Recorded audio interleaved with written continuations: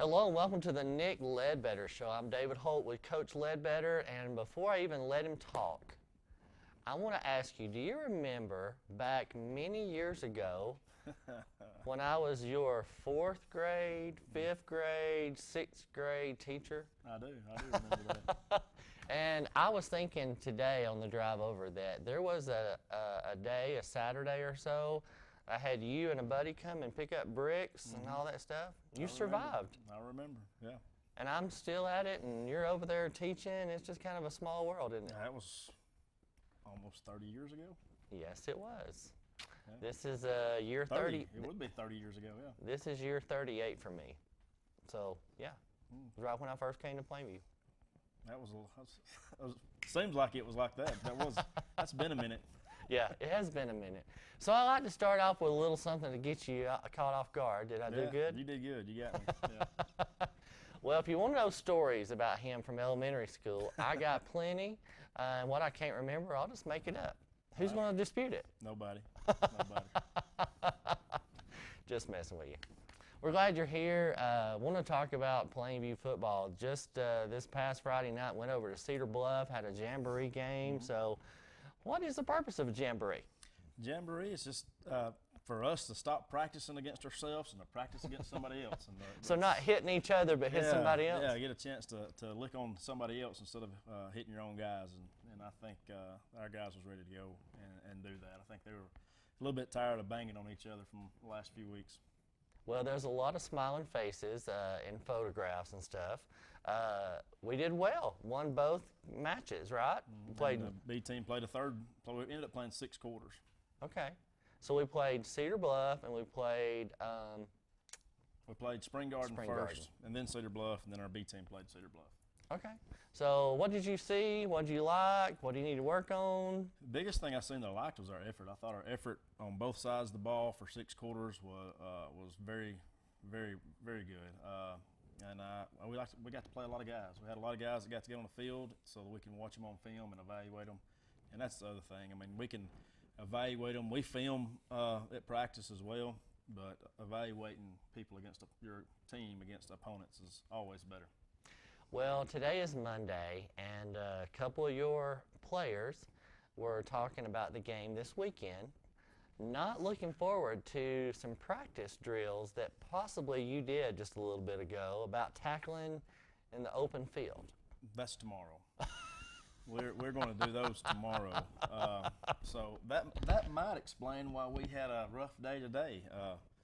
I didn't think we had a very good practice today. We seemed to be a little flat, being week 1, and I thought we'd come to practice a little more excited about it. But it might have been the dread. It might have been the dread of the Monday meat and potatoes that they were a little bit flat about. But no, that's tomorrow. We'll do that tomorrow. Well, this will air after tomorrow, so we'll have to see how that goes. Yeah. But they were. It was good to hear the young people talking about it, excited about the game, about their effort, about what they could have done better, and so you got a good bit of boys out this year. Mm-hmm. You got more than from last year? A few more than from last year, yeah. And given the situation with the virus and everything, I'm pleased with the numbers. I'd like to have a few more, but yeah. Well, we made it almost 5 minutes before we had to mention COVID-19. Yeah, 5 minutes. Yeah. But that is something that we probably do need to say, is that we ask those that come into the game on Friday night to be sure and wear a mask, or at least separate from people that are not within your family. I know that the principal over there kept reminding me of that as we were having Meet the Bear Day, and want me to say that often. And I know it's a real sickness. We want you to be safe. We want our players to be safe. We just want to have a season. Right, yeah. If everybody doesn't do their part, we may not get to have a season. That's exactly right. Mm-hmm. So these boys have worked hard all summer. And so from, I guess, the beginning of summer till now, have you seen a lot of positivity, a lot of stuff you can brag on the kids about? Just our attendance and punctuality all summer was, especially during the first month of June, was really good. Probably as good of a June of any group I've been around, I guess. But I think it was because you know, they set idle for so long, and we're just ready and itching to get out and get back to work. Yeah. And then we get that mid grind of July, and it starts kind of feeling a little bit like normal again. Have a few guys come in late, but I was very pleased with the summer. So, how many seniors you got this year? This question, I didn't write anything down. I come straight from the practice field here. I believe we have Just to estimate. 12, 12. 11 or 12. They're pretty good leaders. They are. They are a good group of leaders. I can honestly say that with this group of guys. They lead by example. They lead by their voice, and they set a standard that everybody wants to follow.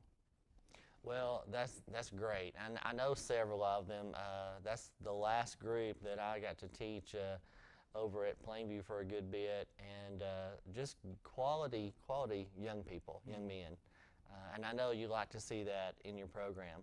Is there any standouts that just played an excellent job in the jamborees that you want to talk about a little? Well, I thought we had a lot of kids. To me, stand out on film.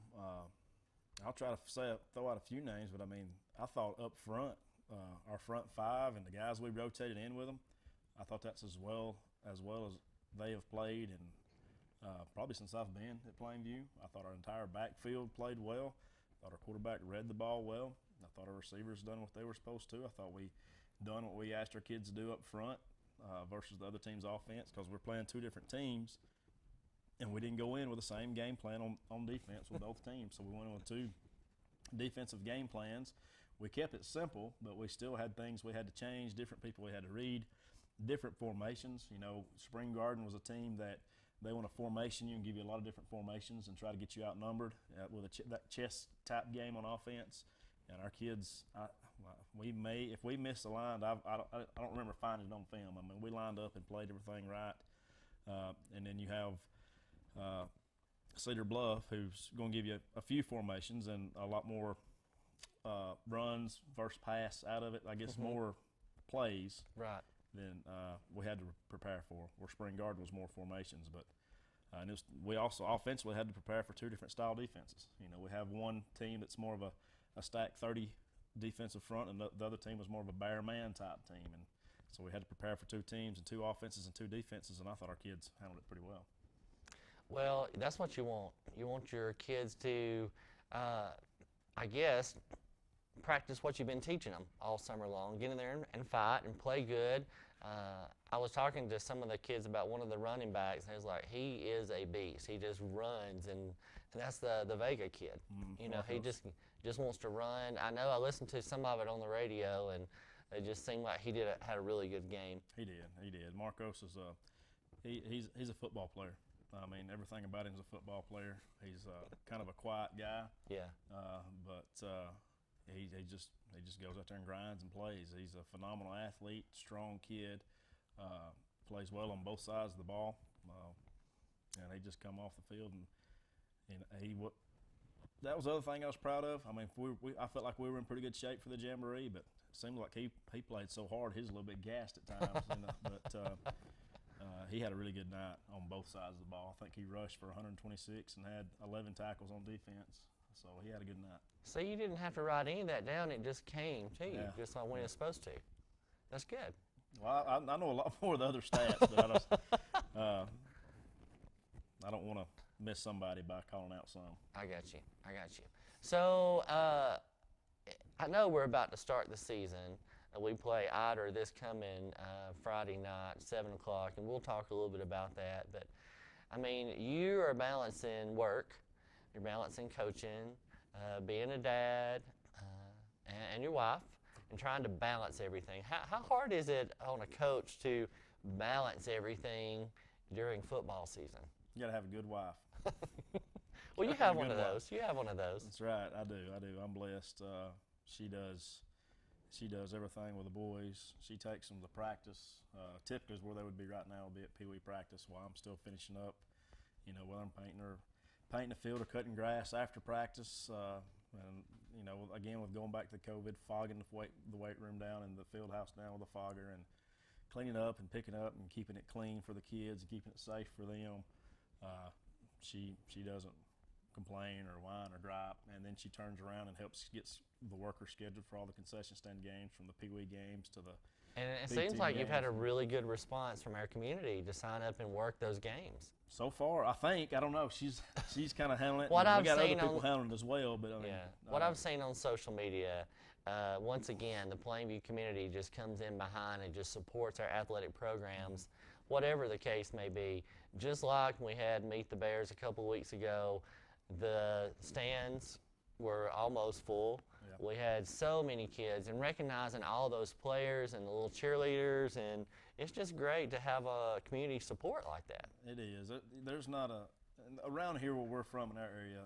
Most all of our schools are community schools, but travel outside of our area, and they're few and far between. There's not. It's something that's dying, and we're blessed to have and be a part of a community that can help. And if a kid needs something, or if we need something, or if a family needs something in football or outside of football, I mean, you can pick up the phone and make a few phone calls, and people want to help. Yeah. Want to help the kids. Yeah. Well, we are blessed to be there, and we are looking at playing a team just up the road. Ider High School is coming to town. They'll be playing this coming Friday night on the 28th of August. Starts at 7 o'clock. We were just talking a little bit ago that ticket prices have gone up just a little. They've went up because of the online. Now you have the option to buy tickets online, so you're not handing cash and flow back. And the online tickets, the processing fees, and this is all from my understanding. I've not looked at it, I've not done any of it, but from my understanding, the process fees on each buy has $1 added to it. I guess that the company that we're using, I think it's GoFans, maybe is the name of it. So I believe that is why it's been raised $1 from $7. I thought it was $5, but evidently it's been $7 or $6. I'm not sure, to be honest with you. I don't get into that. You just coach. I just try to have the guys ready to play, the best of my ability. And so you can go online and buy a ticket. You can buy one at the gate, as always. And then I believe there's some season passes available through our clubs. Through the TD club, yes. Yeah. And that would be something to jump on, is the season pass. For one, our tickets were made several months ago before the tickets prices were raised. So you're going to get a little better discount if you buy the season passes. I think it may save you $2 per game per person. That's a lot if you got to have family of 4 or more. Right. Now I got a family of 4, and So that's a good reason to talk to your touchdown club. They have the Bear tent you can go see at the game. Yeah, you go see them. They'll set you up with whether it's reserved seats, season passes, cloth apparel, from earrings to all kinds of stuff they have. And they got the mask things you can pull up. I assume they do. I hadn't. I think I saw some the other day that you could get there. So we do want you to wear your navy blue and your white. And notice we had, now I may have missed it, but I saw a Columbia stripe on the helmet. Is that new this year, or is that We had one last year that was a little more detailed to the stripe we have on our pants and jerseys, but we went with one a little different this year. It was a bold Columbia and a bold white, the same size going down the middle of the helmet. Just something different. See if I've done different stripes the last 2 years, and see if there's one that we end up sticking with, or if we go back to not using one at all. So. Well, I noticed it. I was like, was there last year? I don't know. So we had one, but it wasn't like that one. Okay. See, somebody noticed. Yeah. And it was in a picture. I think it was on social media. Some of the mamas had posted pictures of their kids, and I was like, hey, I think that's different. And videos. So social media can be a really good thing. I've heard a lot about those, but I haven't seen any of them. I'm not much of a social media person, but I've heard about them. Well, our camera guy is always on social media. We're trying to record, and he's not paying attention. So we will have to look at that in just a little bit and look on social media. We want you to come out and support the Plainview family. I remember years ago when I was in high school, we seemed to always play community schools, like DeKalb County schools. And over the years, we've sort of, I guess because of regions, is what you call it? We went from area play to region play. And that's sort of gotten away from us. But this year seems like there's more teams in DeKalb County that's in our region. It is. I mean, you got the schedule right there. We got Ider, Geraldine, Crossville, Fife, Collinsville, Sylvania, all teams that are all area teams, except for Ider this Friday night. So the county football, for the people that's used to remembering years and years ago where everybody in the county played each other, these next 2 years will be special on that account, getting to play all of our local teams here. I think our furthest travel will be Glencoe and Pisgah. I guess that's it, right? Yep. Brindley Mountain is pretty good. Yeah, I got to go. Little drive, but not as far as Glencoe is. So, how do you begin preparing for Ider? It's the first time we've played them in a while. Did you go scout? Somebody go watch them play and give me some feedback? I've watched the films from last week and had some film on them from last year through trading throughout the season with other teams. But Ider gives you multiple looks on offense. They'll go from the spread. They'll bring you a tight end, two back. They have run some a little more heavier sets from last year. I don't know what all we'll see. I thought they looked pretty good in the spread sets this last Friday. So I would assume they would probably stick with some of the spread stuff. It worked out pretty well for them. But also wouldn't be surprised if they come in a heavy package and try to run downhill too. They're got some big guys up front and several guys that can run, and two of them in particular I think are very fast and can give us a lot of trouble. So we're excited for the opportunity, the challenge to play them, and at the same time, like you mentioned, getting to play another team in the county, that makes it a little more like a rivalry game as well. Well, we've talked about it in basketball for a couple of years, but when you play someone in our county, usually you've got a cousin or a relative that you see at holidays, and it comes with bragging rights, you know. Right. Talking to some kids the other day, and they're from outside of DeKalb County, but in Jackson County, coming and watching ball games, coming to our games and talking about different ball games, and you know that's what we're doing, trying to bring people in, give them a quality athletic event to watch. We got a great band director, marching band. I think Mr. Davis does a great job supporting Does really good of the football team, and glad to have him over there working with those kids. He's so easy to work with. He is. You know, we were at the Meet the Bear night, and just all of a sudden he was like, why don't we do the alma mater at the end? So I text you and you said, as long as everybody's okay, I'm good with it. And I just think it was a good close to that event, be able to, all the athletes like to get together and sing the alma mater, which is good. I think you had to write it several times from punishment back in the day. I probably did. Yeah, I probably did. I know it by heart. That was just a made-up jab there. A made-up jab there. Well, I'm Your sure mom and I dad had kept some. you in line pretty much. Well, back in those days. I got hit with a lot of different objects, so I stayed in line. Yeah. Actually, I didn't have to get hit by too many objects because I just watched my brother get beat. Yeah, I would imagine he'd be the one that got in Yeah. more trouble. I just see how he got beat, and then I would say, I'm not going to do that. So how is it coaching at where you grew up playing, to come back and be the head coach at where you grew up and where you played, where you learned to develop a love for football? Well, it's kind of my third time back. You know, I started off when I first started coaching. I volunteered at Plainview, and then once I graduated college, it was my second job was at Plainview, and then I left and went to Scottsboro to coach baseball, and Sylvania from there, and went to DAR, and I'm back here at Plainview again. And it's when you're gone for about more than 4 years, you have all those freshmen that you were with and you were coached, and then when they go sophomore, junior, senior, and they graduate, it's like everybody below them, they kind of forget anything you did and what you did before. But it's challenging, but I also enjoy a challenge. I like things to be hard. So it's I've enjoyed it. I really love it and enjoyed it. It's my home. It's a place that when I get through this here, I'm gonna go back up there and do some more work and fog and clean up some things. I can't say that I would do that somewhere else. I can't say that I'd put all the hours and the time and the work in that I do if I was somewhere else. But at the same time, I can't say that I cannot. But when I was a head coach at Scottsboro, I put in a lot of time down there as well. But I'd also, when it was ready to leave, I would find a way to get leave home. sometimes to get home.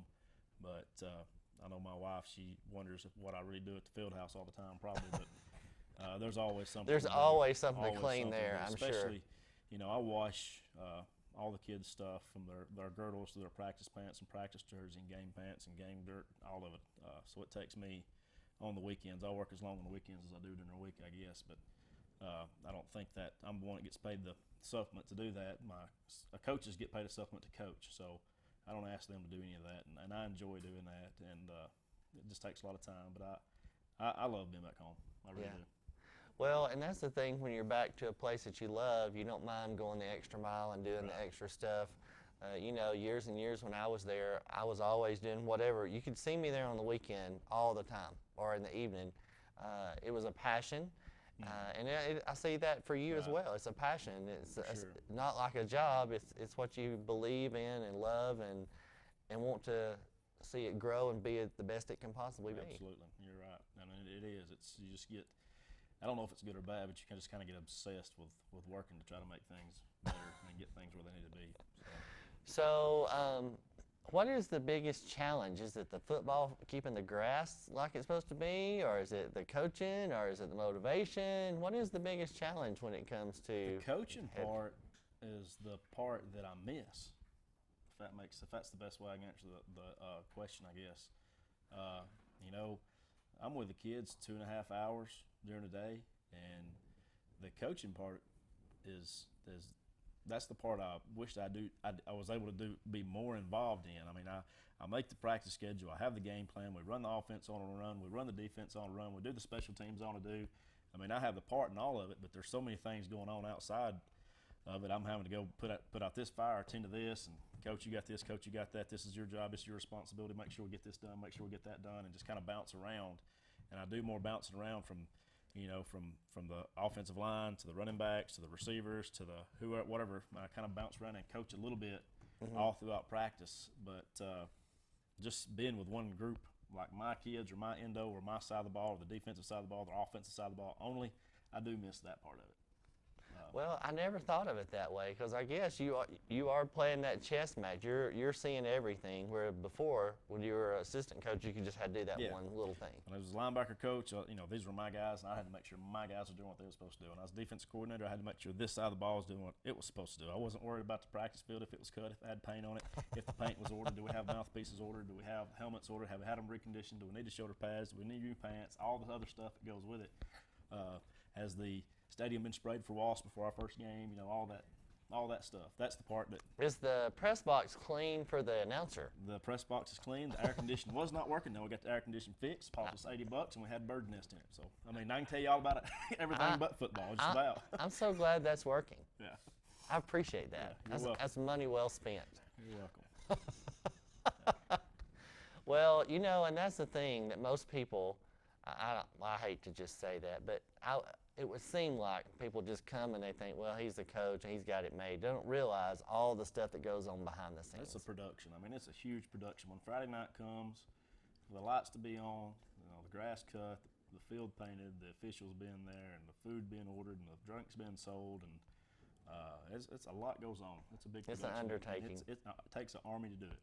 Yeah. It takes an army to do it. And we appreciate the Rainsville community of you volunteering and participating and supporting. We almost let time get by. We got our big fundraiser coming up. I think it's in October? October 17th. We're going to give away $10,000 to somebody. So we want you to get a ticket for that. I believe that'll be in the lunchroom on that particular day. It will be. You're buying a meal. You're buying a meal, a $100 meal ticket.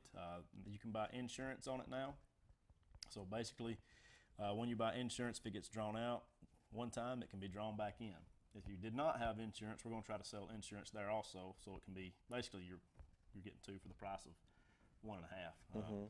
But somebody's going to be the lucky winner. We give out a lot of other prizes and money as well, but the final draw, the final one left is the one that wins the money. And that is a big fundraiser. It supports all the things the kids are doing. It is expensive to haul them to our away games. It's expensive to outfit them in their uniforms and the things that they need. So we appreciate your support. Ask for your continued support. Yes. People don't really realize how much one player has on. It's close to probably just shy, right at $1,000 worth of equipment that each player has on them. And then you take in the fact the paint that goes on the field, electric bills, the water bills, And the referees are not cheap. the referees are not cheap. You like to holler at them, but they're not cheap. They're not cheap. You know, the people in the stands will say, you know, how much they pay you. Well, I can tell you how much they paid them. We just pull out the chart and it's got how much you're supposed to pay each one. And yeah, they're being paid. they're not doing it for free. I can promise you. No, I can imagine. I don't know which would be worse, being a football ref or a basketball ref. I had a referee one time call me and he said, well, you just don't understand that, you know, we don't get paid enough to hear some of that stuff. And I said, you make more than I do on a Friday night. You know, you take your supplement for what this supplement you're getting paid to referee versus the supplement I get paid. You're making more than I am, so I don't want to hear what you got to say. That's a good one. I never thought of it that way. I have to remember that one. But we do want you to come out and support the Plainview Bears. We're proud of the kids, proud of Coach Ledbetter, and all the coaching staff. You got a good group of guys. I do. We have a really good staff, a very large staff, but it's really been special this year with the kids because we have not only have some depth in positions, we have some depth in coaching positions, and it makes it very easy for one coach to have one side of the ball in one position, and then another coach that can watch, and another coach that can sub in and sub out, and they know who we want in, who I want in, or who the coordinator wants in, and we can pop people in and out. And the other night, not only did I feel like we were in good condition, but we played a lot of different people in a lot of different positions, and that showed as well. We did a good job substituting.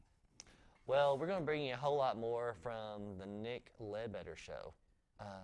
Coach Ledbetter, we're so glad you're here, and I was so glad I got to jab you right at the beginning when you was just a little kid. Now he'd probably punch me, and I wouldn't wake up for a while. So I'm glad that you were my friend. No, definitely friend. I wouldn't do that. Yeah. You tune in next time. Come see us this Friday night, 7 o'clock, August 28th. We'll play Eider at home. Hope you're there in the stands cheering on the kids.